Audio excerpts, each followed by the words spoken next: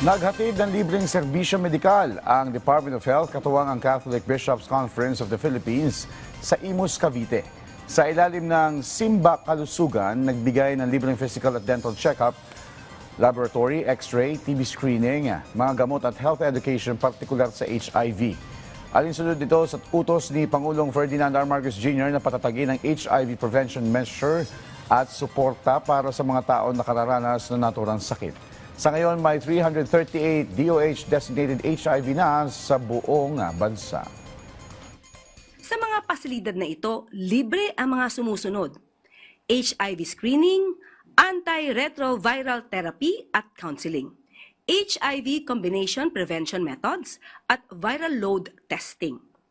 Bukas din ang DOH facilities kasama na ang 186 sa Luzon, 77 sa Visayas at 75 sa Mindanao.